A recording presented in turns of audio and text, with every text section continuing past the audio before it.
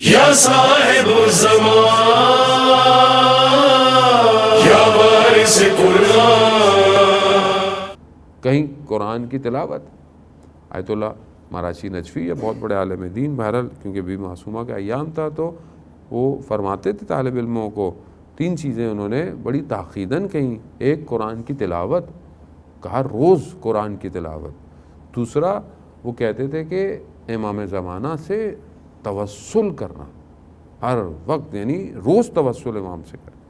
تیسری وہ کہتے تھے کہ بی بی معصومہ کی زیارت کرنا، یہ ضروری کام تھا. وہ کہتے ہیں تو پھر کسی مقام پر جو ہے وہ پہنچو گے. بعد میں اگر تھوڑی سی بھی ایفرٹ نہیں ڈال پائے تو کہاں ان ہستیوں کی طرح جو علماء کرام تھے. کہ بہرحال آغا کوہستانی کا واقعہ مجھے آیا کہ کیسی شخصیت تھے کہ رجب علی خیاط بیان کرتے ہیں. رجب علی خیاط کے جو بہرحال آپ واقعات سنتے رہتے ہیں، جن کی کتاب عشق کیمیا ہے، کہ جو عالم نہیں تھے، ٹیلر تھے، مگر عالم برزخ ان کے لیے کھلا ہوا تھا. تو وہ کہتے ہیں کہ آغا کوہستانی کے وجود سے نور نکلتا تھا اور آسمان کی طرف جاتا تھا.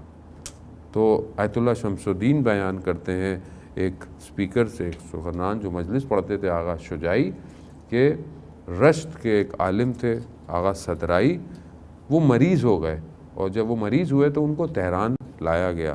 تہران میں تھے، ہاسپٹل میں تھے. تو آغا فلسفی جو اس زمانے کے بہت مشہور خطیب تھے، تو کیونکہ یہ رشت کے تھے اور وہ اس ریجن میں خطابت کرتے تھے تو ان کی تیمارداری کے لیے گئے. جب ہاسپٹل پہنچے تو ایسے ہی سوال میں پوچھا کہ فائنینشلی اسسٹنس کیسے ہے آپ کی، یعنی زندگی کے معاشی معاملات کیسے گزر رہے ہیں. تو انہوں نے کہا کہ سب سید الشہداء کا کرم ہے. تو ان کا سید الشہداء کا کرم تو سب کے لیے ہے، آپ کے لیے کوئی خاص نہیں. سید الشہداء کا کرم. پھر انہوں نے اپنی داستان بتائی کہ میرے پاس ایک باغ تھا اور اس باغ کو میں نے سودا کیا اور میں آغا کوہستانی کی خدمت میں پہنچا. تو جیسے ان کی خدمت پہنچا تو انہوں نے مجھے بولا کہ یہ جو تم نے اپنی وہ جو پراپرٹی ہے، مملوکہ پراپرٹی، اس کو کیوں بیچ رہے ہو؟ تو سن لگا کہ مملوکہ نہیں ہے. زمانے میں وہ جو بادشاہ گفٹ کرتا تھا اس کو یہ مملوکہ پراپرٹی کہتے تھے. کہتا مجھے کسی بادشاہ نے نہیں دی ہے، میری اپنی پراپرٹی ہے.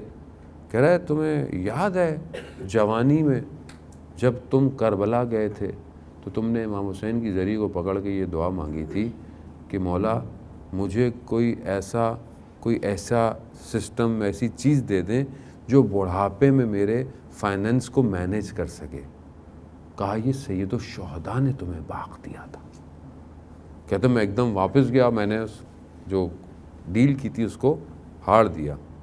تو آغا شجاعی جنہوں نے یہ واقعہ بیان کیا تو کہتے ہیں اس کے بعد سے میرے اندر یہ جستجو پیدا ہو گئی کہ میں آغا کوہستانی سے ملوں، کہ ایک شخص کو کسی کی جوانی کا واقعہ جو خود سید الشہداء کی بارگاہ میں، تو کیسا شخص ہوگا. کہہ رہا میں نے بہت کوشش کی، میری ملاقات نہیں ہوئی. حج کا سیزن آ گیا، میں حج پہ چلا گیا. حج پہ جو ڈاکٹر تھا ہمارے کاروان میں، اس نے بتایا کہ وہ آغا کوہستانی مریض ہیں اور یہی ان کا ڈاکٹر ہے جو علاج کر رہا ہے. تو اس نے بولا کہ میں تمہیں ملوا دوں گا واپس جا کے. کہہ رہا وہاں روز عرفہ آیا، منع میں تھا، تنہائی خلوت تھی، کوئی نہیں تھا.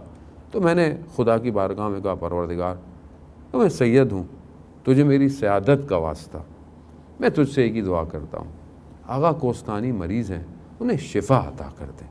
کہتا یہ میں نے دعا کی، میں واپس آیا، میں نے بڑی کوشش کی میں مل پاؤں. 11 مہینے گزر گئے، میں ملاقات نہیں ہوئی.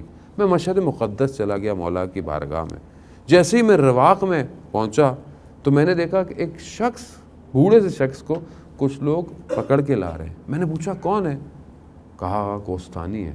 میں دوڑتا ہوا گیا، میں نے ہاتھ پکڑا، بوسہ لیا.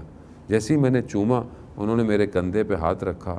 کہا شجاعی بہت شکریہ، عرفات کے میدان میں جو میرے لیے دعا کی تھی نا قبول ہو گئی. کہتا ہے میں وہیں بیٹھ گیا، آدھے گھنٹے میں یہی بیٹھا رہا کہ وہاں جب میں دعا کر رہا تھا کوئی شخص نہیں تھا میرے پاس. یعنی کس مقام پہ آدمی پہنچ جاتا ہے. اور بہرحال جو ان کا دنیا سے وہ رخصت ہوئے، آغا میلانی کہتے ہیں تو میں نے خواب میں دیکھا کہ امام رضا کا حرم ہے، امام رضا بیٹھے ہوئے ہیں، اور ایسے میں آقا کوہستانی آئے تو ان کو بلایا، ادھر آؤ میرے ساتھ بیٹھو۔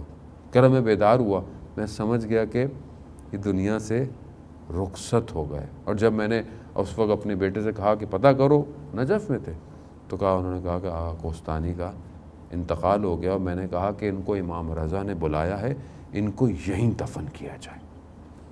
یعنی معاملہ جب اس عالم سے نکلتا ہے، جب آپ امام تک پہنچنے کی کوشش کرتے ہیں تو آپ کسی اور وادی میں چلے جاتے ہیں، اور پھر معاملے ان کے ہاتھ میں آ جاتے ہیں۔ لیکن ظاہر ہے اپنے آپ کو اپلفٹ کرنا پڑتا ہے عزیزان محترم۔